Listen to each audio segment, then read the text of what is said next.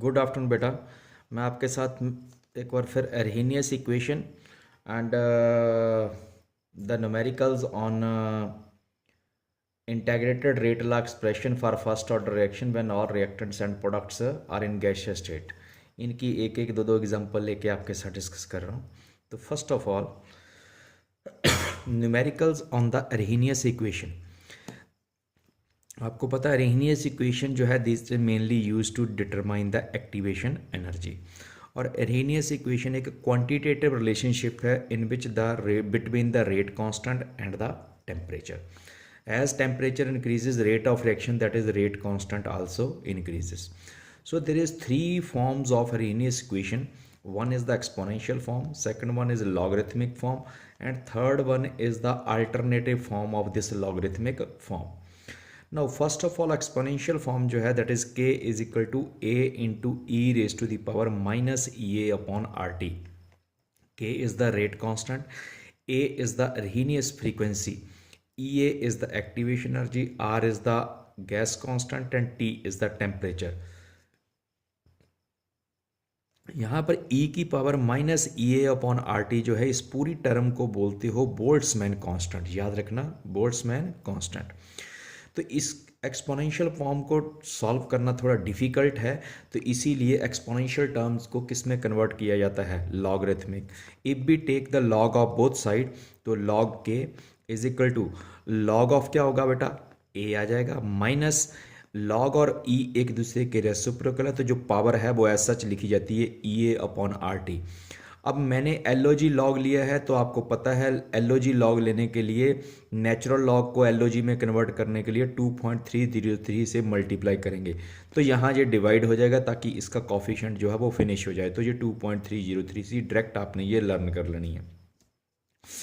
Now कहता अगर आप इसी की अल्टरनेट फॉर्म देते हो that this is the value of rate constant at a particular temperature, but कहता with the variation of temperature value of rate constant also varies. If at temperature T1 rate constant is K1, if the temperature is increased to T2 then the rate constant is also increased to K2। तो याद रखना K1 किसके साथ associated है, T1, और T2 किसके साथ associated है, K2 के साथ। तो ये फार्मूला इसी से ड्राइव किया गया है। पहले T1 के ऊपर K1 पुट कर दिया, फिर T2 के ऊपर K2 पुट कर दिया। सेकंड वाली इक्वेशन से फर्स्ट को सब्ट्रैक्ट कर दोगे तो ओवरऑल ये इक्वेशन मिल जाती है। इनमें से अगर 3 मार्क्स का इक्वेशन इन तीनों में से किसी एक में से आना है तो वो सबसे मेन जो आता है वो कहाँ से, अल्टरनेटिव फॉर्म, जिसमें देखो कितनी टर्म है, 1 2 3 4 5 6 टर्म है। आर की वैल्यू फिक्स है, गिवन होगी, तो मोस्टली 2 टेम्परेचर 2 रेट कांस्टेंट की वैल्यू गिवन होगी। और निकालना क्या होता है, E A that is the activation energy.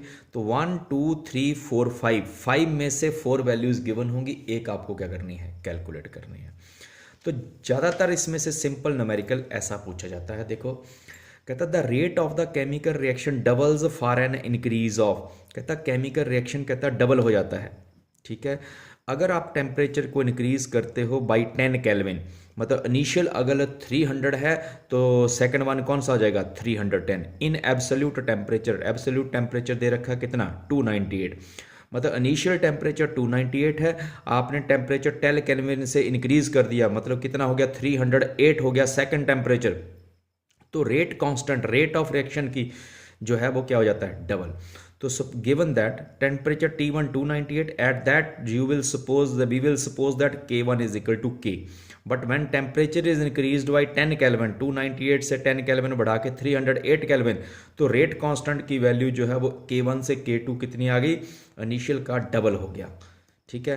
तो निकालना क्या है, E A, as we know that log K2 upon K1 is equal to minus E A upon 2.303 R, log of 1 upon T1 minus, sorry log left side है right side नहीं आएगा, 1 upon T1 minus 1 upon TT। ज़्यादातर बच्चे यहाँ पर भी क्या लगा देते हैं, log। तो ये फार्मूला अच्छी तरह से देख लेना, log K2 upon K1 is equal to E A upon 2.303 R, 1 upon T1 minus 1 upon T2।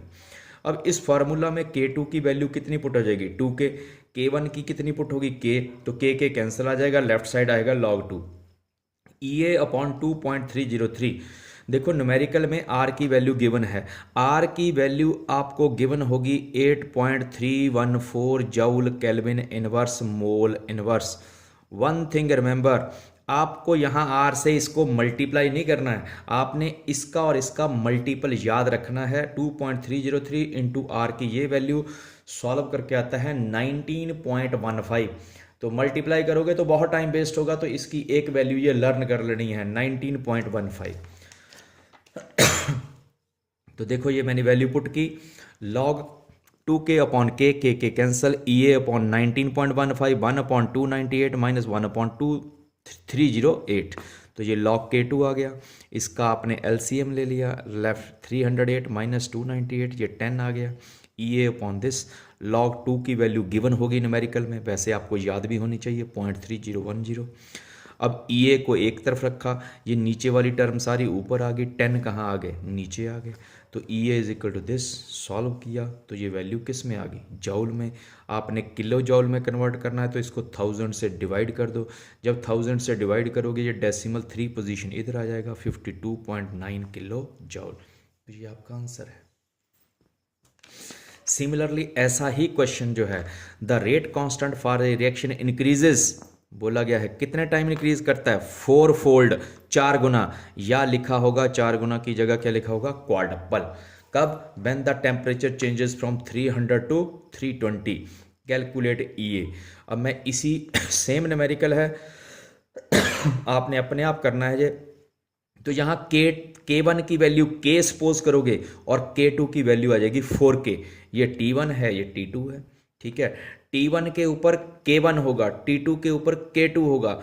T1 temperature कम है तो K1 की वैल्यू भी कम होगी, T2 टेम्परेचर ज़्यादा है तो K2 की वैल्यू क्या होगी, K1 से ज़्यादा होगी, तो वो 4K आ जाएगा। तो अगर आप न्यूमेरिकल को मैं यहीं देखूं तो यहाँ लॉग आ जाएगा 4K upon K, E A upon यही वैल्यू आनी है, 1/298 की जगह यहाँ होगा 300 और 1/308 की जगह होगा 320। आप एज सच सॉल्व करोगे सेम प्रोसीजर से। यहाँ लेफ्ट साइड मैंने बोला 4K अपॉन के कैंसिल आ जाएगा, log 4 आएगा, log 4 को क्या लिख सकते हो, 2 का स्क्वायर, 2 आगे आ जाएगा, 2 log 2 की ये वैल्यू है, इसको 2 से मल्टीप्लाई कर दोगे तो 0.6020, बस। बाकी 100% क्या है, सेम, आप सेम प्रोसीजर अप्लाई करके ये कर लोगे। अब बेटा मैंने 2 न्यूमेरिकल आपके साथ सिंपली डिस्कस कर लिए। आल्सो प्रैक्टिस, मैंने बोला एनसीईआरटी के चैप्टर एंड और न्यूमेरिकल्स जो हैं वो इसी तरह के, वो सारे आपने क्या करने हैं, प्रैक्टिस करनी है उनके ऊपर। और इनमें से 99.9% चांसेस होता है कि 3 मार्क्स का न्यूमेरिकल आएगा। नो, इसी तरह से मैंने आपको बोला यहाँ पर 3 फॉर्म हैं, 3 फॉर्म में नंबर 1 ये आपके पास अल्टरनेटिव फॉर्म के ऊपर सबसे ज़्यादा चांस, उससे कम चांस किसके ऊपर, लॉगरिथमिक फॉर्म के ऊपर। तो हम इसके साथ भी एक न्यूमेरिकल यहाँ ले रहे हैं। कहता the rate constant for the first order decomposition of N2O5 is given by the following equation. तो देखो ये लॉगरिथमिक फॉर्म दे रखी है, first order decomposition of N2O5, बोला क्या निकालो, EA निकालो। तो जब EA निकालना है तो इसके लिए सबसे पहले गिवन आपको ये चीज है, तो आप लिखोगे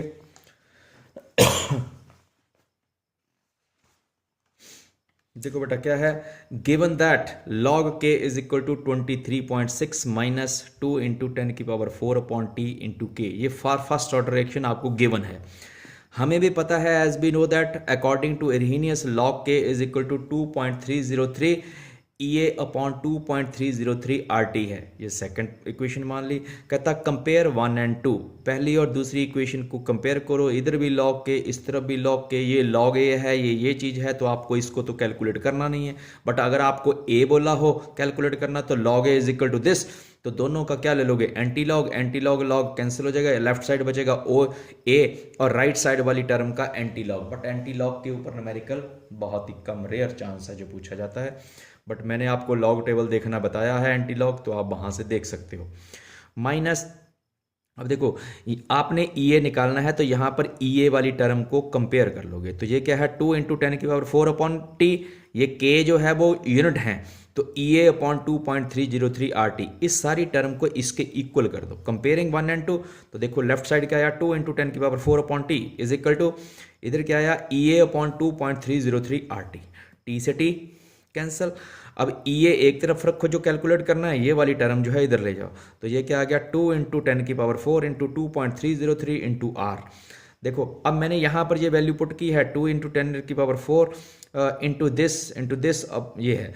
अब कहता मैंने आपको यहाँ इसीलिए छोड़ा था कि इन दोनों का मल्टीपल आपने वहाँ मल्टीप्लाई करके नहीं करने नहीं बैठ जाना, आपने सीधी वैल्यू पुट करनी है कितनी 19.15। इस सारे को सॉल्व करोगे और इक्वल टू इसको, ये आपका आंसर आ जाएगा।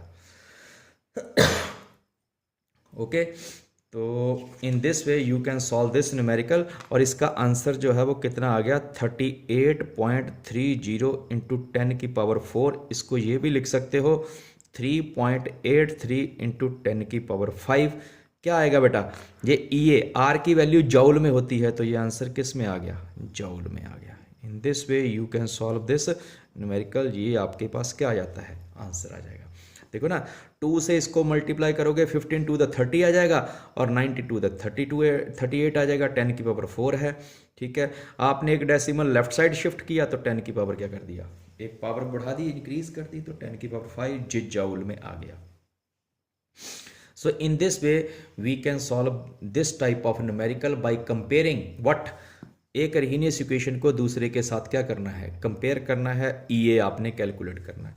सिमिलर वे से देखो, अगर आपके पास इसके ऊपर न्यूमेरिकल आता है तो ऐसा ही आपको पोर्शन न्यूमेरिकल में गिवन होगा, आपने इस इक्वेशन को उसके साथ कंपेयर करना है, तो जो ई की पावर होगी उसको दूसरी वाली जो आपको गिवन होगा उसकी पावर से कंपेयर करोगे। ये minus E A upon R T है, वहां भी माइनस समथिंग अपॉन क्या, ई ए अपॉन समथिंग क्या आ जाएगा, सॉरी ई ए की जगह कोई वैल्यू गिवन होगी, अपॉन होगा आर टी, दोनों को कंपेयर करोगे, ई ए की वैल्यू माइनस माइनस कैंसिल हो जाएगा और ई ए की वैल्यू आप वहां से भी कैलकुलेट कर सकते हो। ऐसा एनसीईआरटी की एक्सरसाइज में न्यूमेरिकल गिवन है।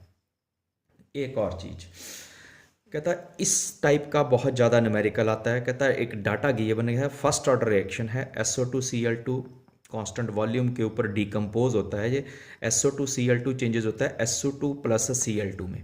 ठीक है, आपको इनिशियल टाइम के ऊपर टोटल प्रेशर दे रखा है 0.5, और जब 100 सेकंड हो जाते हैं तो 100 सेकंड के बाद जो टोटल प्रेशर है वो कितना है, 0.6 एटमॉस्फेयर है। कैलकुलेट करना है रेट ऑफ रिएक्शन कब, when the total pressure is this, आपने rate of calculate pressure reaction निकालना है जब टोटल प्रेशर कितना हो 0.65। तो सबसे पहले देखो, P I initial pressure zero time के ऊपर दे रखा है 0.5 एटमॉस्फेयर, पी टोटल 0.6 एटमॉस्फेयर दे रखा है कितने सेकंड के बाद, 100 सेकंड के बाद। एक चीज ये बेटा याद रखना मेरी, अगर रिएक्टेंट प्रोडक्ट गैसियस स्टेट में है, आपको पता है ये भी गैसियस स्टेट में होगा, रिएक्शन अगर दिया है तो SO2Cl2 changes into SO2 plus Cl2, यहाँ पर न्यूमेरिकल में 100% ही आपको ये दिया होगा, शायद मैंने यहाँ लिखना भूल गया मैं, SO2 प्लस क्या होगा Cl2। अगर आप इस रिएक्शन को देखो तो यहाँ सिंगल रिएक्टेंट हैं, 2 प्रोडक्ट हैं और सबके कॉफिशिएंट 1 है। When the reactants products are in gaseous state, for the reaction of type A changes into B plus C, जैसे यहाँ पर एक रिएक्टेंट है, 2 प्रोडक्ट हैं, where 1 reactant changes into 2 products and each have coefficient 1, तो सबके coefficient कितने हैं 1, तो इंटीग्रेटेड रेट लॉ इक्वेशन जो होगी फॉर फर्स्ट ऑर्डर वो याद रखना, K is equal to 2.303 upon T log of ऊपर पी आई नीचे 2PI माइनस PT, ये आपको फार्मूला याद रखना है सिर्फ ऐसे रिएक्शंस के लिए जिसमें 1 रिएक्टेंट है, 2 प्रोडक्ट हैं और सबका कॉफिशिएंट कितना है 1 तो ये डायरेक्ट आपने इसको क्या कर लेना है, याद कर लेना है। अब देखो हमने फार्मूला लिखा, अब उस फार्मूला में वैल्यू पुट कर रहे हैं, K is equal to 2.303 upon time था 100 लॉग, ये इनिशियल वैल्यू दे रखी थी PI 0.5, तो ये आ गया 2 into PI minus PT, 100 second के बाद कितना है 0.6, आपने सॉल्व किया इजीली कर सकते हो, 0.5 नीचे आएगा 0.4 बराबर है तो कैंसिल हो जाएगा, 5/4 लॉग 5 माइनस लॉग 4 सॉल्व करके ये आ गई K की वैल्यू। ठीक है, अब हमें पता है टोटल प्रेशर किसके बराबर रहता है, इनिशियल प्रेशर प्लस x, तो टोटल प्रेशर कितना दे रखा है 0.65 is equal to 0.5 plus x, तो x की वैल्यू आ गई ये। तो pressure of sulphonyl chloride after time t is equal to किसके बराबर है P0, माइनस एक्स। और पी नॉट कितना है, पी नॉट भी बोल सकते हो, पी आई भी बोल सकते हो। 0.5 माइनस क्या है 0.15, आप इसको यहां पर ले सकते हो, ठीक है। पी आई जो इनिशियल 0 सेकंड के ऊपर था, तो P I minus x 0.5 minus 0.15 0.3, तो रेट ऑफ रिएक्शन कितना आ गया के into partial pressure of SO2 Cl2, तो 2.303 इंटू 10⁻³ ये रेट कांस्टेंट आ गया, into partial pressure of SO2 Cl2 कितना आया बेटा 0.35 मल्टीप्लाई कर गया, तो ये क्या आ गया rate of reaction when the total pressure is 0.65। तो इस न्यूमेरिकल को ऐसे कर सकते हो। ये आपकी ये न्यूमेरिकल जो है आपकी चैप्टर एंड एक्सरसाइज में भी गिवन है। अब बेटा हमने बहुत सारे न्यूमेरिकल इससे पीछे वाली वीडियो में जो फर्स्ट ऑर्डर को है हाफ लाइफ पीरियड को लेके आपके साथ डिस्कस किए हैं, ये भी मैंने आपके साथ एक बार डिस्कस कर लिए। अब आप इस वीडियो में से अगर गो थ्रू होंगे तो आपको इस टाइप्स के न्यूमेरिकल्स को सॉल्व करने में थोड़ा क्या होगा ईजी होगा। आप एक बार जल्दी से जल्दी इसमें से ये 15 to 20 मिनट की वीडियो होगी, ठीक है, तो इसमें से क्रॉस कर जाना है और आपको इजी रहेगा, ठीक है, और जिससे आप अच्छे मार्क्स जो हैं वो क्या कर सकते हैं CBSE एग्ज़ाम में गेन कर सकते हैं। Thank you.